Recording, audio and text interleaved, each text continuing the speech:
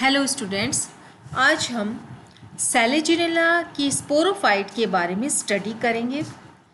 जैसे कि पिछले वीडियो में हमने जाना था, सैलेजिनेला एक टेरिडोफाइट है, तो इनका मेन प्लांट बॉडी स्पोरोफाइट होते हैं। स्पोरोफाइट का अर्थ है इनमें डेफिनेट रूट, स्टेम और लीव्स पाई जाती हैं और इनकी मेन प्लांट बॉडी स्पोर्स का फॉर्मेशन करती है। सैलेजिनेला के लिए हमें ध्यान रखना है कि यह एक हेटेरोस्पोरस टेरिडोफाइट है, यानी इसमें दो प्रकार के स्पोर्स बनते हैं, मेगास्पोर और माइक्रोस्पोर। मेगास्पोर को गुरु बीजाणु और माइक्रोस्पोर को लघु बीजाणु कहते हैं। चूँकि दो प्रकार के स्पोर्स बनते हैं, इसलिए इसमें दो प्रकार के स्पोरेंजिया होते हैं। स्पोरेंजिया यानी बीजाणुधानी। तो वे स्पोरेंजिया जिनमें गुरु बीजाणु होंगे उनको मेगा स्पोरेंजिया कहते हैं या गुरु बीजाणुधानी। वे स्पोरेंजिया जिनमें लघु बीजाणु पाए जाते हैं उन्हें लघु बीजाणुधानी कहते हैं। मेगास्पोरेंजिया माइक्रोस्पोरेंजिया से आकार में कुछ बड़े होते हैं। अब हम बात करते हैं कि सैलेजिनेला में ये स्पोरेंजिया कहाँ पर पाए जाते हैं। तो सैलेजिनेला में स्पोरेंजिया स्पोरोफिल की अक्ष में पाए जाते हैं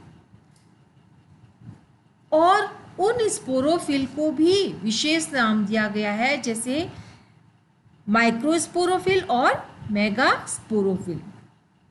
The sporangia are born singly in the axil of sporophylls that are microsporophylls and megasporophylls। तो स्पोरोफिल्स क्या होती है? मॉडिफाइड लीव्स होती हैं जिनके ऊपर स्पोरेंजिया पाए जाते हैं। तो दो प्रकार के स्पोरेंजिया होंगे। तो स्पोरोफिल भी कितने प्रकार की होगी? दो प्रकार की, माइक्रोस्पोरोफिल और मेगास्पोरोफिल। अब हम बात करते हैं कि ये स्पोरोफिल्स किस प्रकार से व्यवस्थित होती है। तो हम कहेंगे सैलेजिनेला में स्पोरोफिल्स स्ट्रोबिलस या कोन जैसी संरचना बनाती है। स्ट्रोबिलस या कोन जैसी संरचना कैसे बनेगी? जब स्पोरोफिल्स बहुत पास पास में स्थित होती है, स्टेम के एपेक्स पर या उसके टर्मिनल पॉइंट पर बहुत पास पास में स्थित होती है, तो वे एक कोन जैसी संरचना बना लेते हैं और उस संरचना को स्ट्रोबिलाए कहते हैं। इस चीज़ को हम इस डायग्राम से क्लियर करेंगे। ए डायग्राम में सैलेजिनेला की एक ब्रांच दिखाई जा रही है जिसके ऊपर स्ट्रोबिलस या कोन दिखाई दे रहे हैं। जैसे ये स्ट्रोबिलस है और ये इसके ऊपर ये जैसे कि ये क्या है? स्ट्रोबिलस दिखाया गया है, दो स्ट्रोबिलस है। बी डायग्राम में एक मेगास्पोरोफिल और सी डायग्राम में एक माइक्रोस्पोरोफिल दिखाया गया है।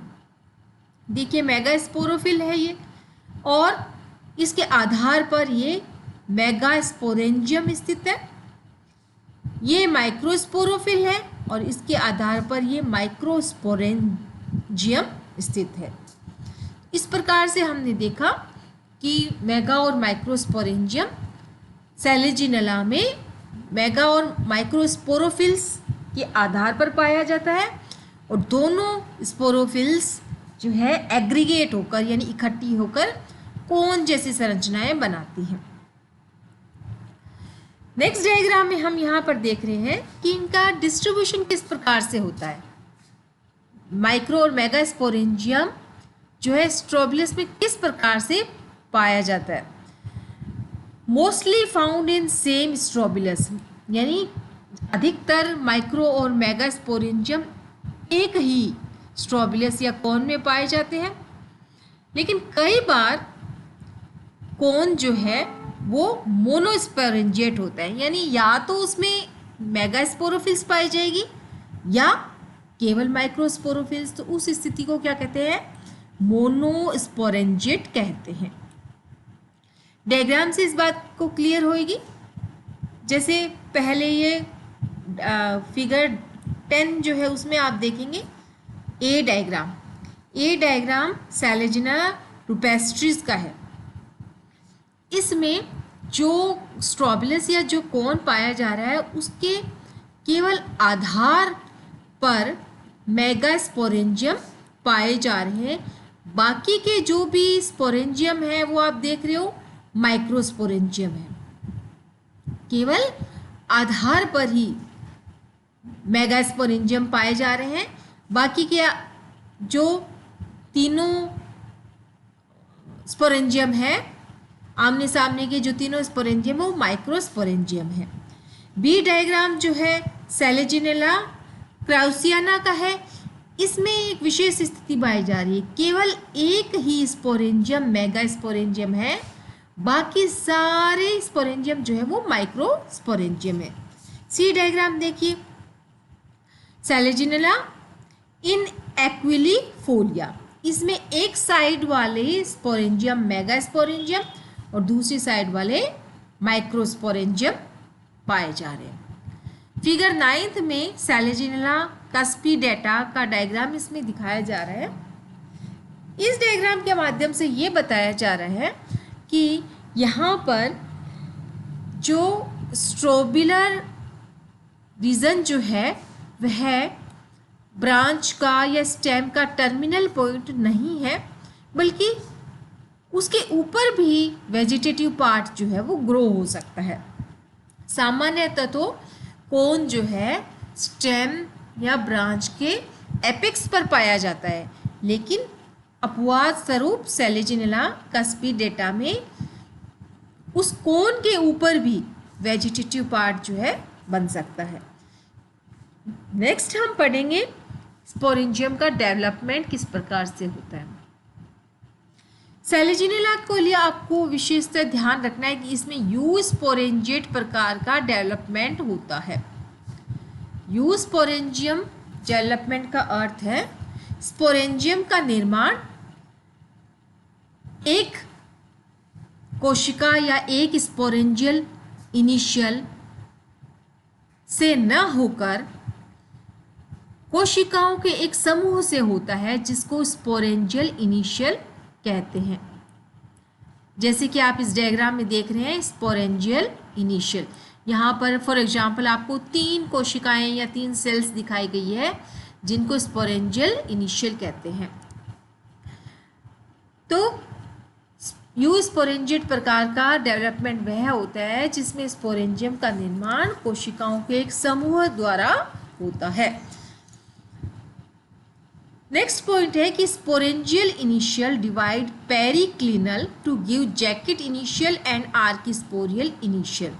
यहाँ पर ये याद रखने योग्य बात है कि ये जो स्पोरेंजियल इनिशियल है इनमें एक पेरिक्लिनल या हिंदी में उसे परिणत विभाजन कहते हैं, पेरिक्लिनल डिवीजन होगा और उस पेरिक्लिनल डिवीजन से कोशिकाओं की 2 लेयर या कोशिकाओं की 2 परत बन जाएगी। इस स्थिति को हम डायग्राम बी में देखेंगे। स्पोरेंजियल इनिशियल में पेरिक्लिनल या परिणत डिवीजन होने से कोशिकाओं की 2 परत बन गई। बाहर वाली परत को तो जैकेट इनिशियल कहते हैं और अंदर वाली परत को आर्किस्पोरियल इनिशियल कहते हैं। पेरिक्लिनल डिवीजन वह होता है जो पेरिफेरी के पैरेलल होता है। पेरिफेरी के पैरेलल होने वाले डिवीजन को पेरिक्लिनल कहते हैं। नेक्स्ट, आर्किस्पोरियल इनिशियल जो बने हैं उससे स्पोरोजिनस सेल्स बनेगी। इस चीज को हम डायग्राम सी में देखेंगे। बी डायग्राम में जो आर्किस्पोरियल इनिशियल बने थे उनमें कई बार पेरिक्लिनल और एंटीक्लिनल डिवीजन होते हैं, परिणत और अपनत विभाजन होते हैं, जिससे कोशिकाओं का एक समूह बन जाता है और उस समूह को स्पोरोजिनस सेल्स कहते हैं। जैसे कि सी डायग्राम में आप यहाँ देख सकते हैं, ये कोशिकाओं इस समूह को क्या कहते हैं? स्पोरोजिनस सेल्स कहते हैं। नेक्स्ट क्या होता है कि जो बाहर की तरफ जो जैकेट इनिशियल बने थे उसमें एक पेरिक्लिनल डिवीजन और होता है और उससे 2 लेयर स्पोरेंजियल जैकेट बन जाती है। यानी जैकेट इनिशियल में एक पेरिक्लिनल डिवीजन और होगा जिससे उसमें बाहर की तरफ एक परत और बन जाएगी और इस तरह से स्पोरेंजिया का जैकेट जो बनेगा वो 2 लेयर वाला होगा। नेक्स्ट क्या होगा कि जो स्पोरोजिनस टिश्यू बने थे उसके सबसे बाहर की जो लेयर होती है वह टेपिटम कहलाती है। That is tapetum is the outermost layer of sporogenous tissue. बीजाणु जन ऊतक की सबसे बाहर की परत को टेपिटम कहते हैं। तो इस तरह से स्पोरोजिनस सेल्स में कई बार डिवीजन होगा और जो लास्ट में जो सेल्स बनेगी उन सेल्स को स्पोर मदर सेल कहते हैं या बीजाणु मातृ कोशिका कहते हैं। इस स्पोरेंजियम को आप पूरी तरह से डेवलप हुआ डायग्राम ई में देख सकते हैं। बीच में स्पोरोजिनस टिश्यू पाया जा रहा है। इस स्पोरोजिनस की सबसे बाहर की लेयर को टेपिटम कहते हैं और इस टेपिटम के बाहर जैकेट लेयर्स पाई जाती है और जैकेट लेयर कितनी होगी 2। तो ये एक प्रकार से स्पोरेंजियम का फुल्ली डेवलप्ड डायग्राम है। नेक्स्ट हम देखेंगे कि अभी तक तो स्पोरेंजियम का डेवलपमेंट समान हुआ था, यानी मेगा और माइक्रोस्पोरेंजियम में अभी तक कोई डिफ्रेंशिएशन नहीं हुआ था। आगे हम पढ़ेंगे कि माइक्रोस्पोरेंजियम का फर्दर डेवलपमेंट कैसे होता है। तो वह स्पोरेंजियम जो माइक्रोस्पोरेंजियम बनाएगा उसमें 90% जो स्पोर मदर सेल बनी थी बीजाणु मातृ कोशिका, वे 90% सेल्स जो है फंक्शनल रहती है, कार्यशील रहती है। इन स्पोर मदर सेल्स में मियोसिस डिवीजन होता है और मियोसिस डिवीजन होने से हैप्लॉइड माइक्रोस्पोर बनेगी और ये माइक्रोस्पोर टेट्राहेड्रल स्थिति में पाए जाते हैं। Further development of megasporangium. Megasporangium के निर्माण के समय क्या होगा कि एक स्पोर मदर सेल के अलावा सभी स्पोर मदर सेल्स डीजेनरेट हो जाती है या नष्ट हो जाती है और एक जो मदर सेल थी स्पोर मदर सेल उसमें मियोसिस होगा और मियोसिस होने से हैप्लॉइड मेगास्पोर बनेंगे। तो इस तरह से हमने देखा कि माइक्रोस्पोरेंजियम में माइक्रोस्पोर की संख्या बहुत अधिक पाई जाती है जबकि मेगास्पोर्स सामान्यतः संख्या में केवल 4 होते हैं। माइक्रो और मेगास्पोर दोनों ही टेट्रली अरेंज्ड रहते हैं। इस प्रकार हमने देखा सेलेजिनेला में मेगा और माइक्रोस्पोर का पाया जाना जेनेटिकली निश्चित नहीं होता है, आनुवांशिक रूप से वो निश्चित नहीं होता है, केवल उसमें न्यूट्रिशनल फैक्टर जो है वो प्रभावी होता है। क्योंकि मेगास्पोरेंजियम के डेवलपमेंट के दौरान अधिकतर जो स्पोर मदर सेल जो है रीजेनरेट होती है वो मेगास्पोर के न्यूट्रिशन में अधिक काम आती है। नेक्स्ट स्लाइड में हम मैच्योर स्पोरेंजियम के बारे में पढ़ रहे हैं। तो स्पोरेंजियम यहाँ पर कितने प्रकार के होंगे? 2 प्रकार के। ए डायग्राम है माइक्रोस्पोरेंजियम और बी डायग्राम मेगास्पोरेंजियम। स्पोरेंजियम जो है स्टॉक्ड संरचना होती है। सबसे पहले हम लेंगे माइक्रोस्पोरेंजियम के बारे में देख रहे हैं। तो एक स्टॉक्ड संरचना होती है यानी स्टॉक इनमें पाई जाती है। इनमें जैकेट लेयर जो है 2 होती है। दो इनमें जैकेट लेयर होती है और इनकी आकृति कुछ लंबी होती है या एलोंगेटेड होते हैं और येलो या रेड कलर में होते हैं। मेगास्पोरेंजियम माइक्रोस्पोरेंजियम से आकार में थोड़े बड़े होते हैं और कलर्ड न होकर कुछ पेल से कलर के होते हैं और इनकी आकृति इनके अंदर पाए जाने वाले मेगास्पोर के द्वारा निर्धारित की जाती है। तो मेगास्पोरेंजियम में आप देख रहे हैं कि 3 आपको मेगास्पोर क्लियर दिख रहे हैं। चूँकि मेगास्पोर होते तो 4 हैं लेकिन टेट्राहेड्रल स्थिति में होते हैं, तो एक मेगास्पोर जो है इसके पीछे की तरफ होता है, तो हमें इसमें दिखाई नहीं दे रहा। ये मैच्योर स्पोरेंजियम बनने के बाद में इन स्पोरेंजियम का स्फुटन होता है। इन स्पोरेंजियम का स्फुटन होता है और दोनों स्पोरेंजियम के स्फुटन होने से इनके जो स्पोर्स हैं वो बाहर निकलते हैं। और दूसरी आवश्यक ये बात है कि जो माइक्रोस्पोर है जर्मिनेट होकर इनमें मेल गैमेटोफाइट बनाएगा और मेगास्पोर जर्मिनेट होकर फीमेल गैमेटोफाइट का फॉर्मेशन करेंगे। तो इस तरह से हमने जो है सेलेजिनेला में स्पोरोफाइट का स्ट्रक्चर और उसका डेवलपमेंट स्टडी किया है।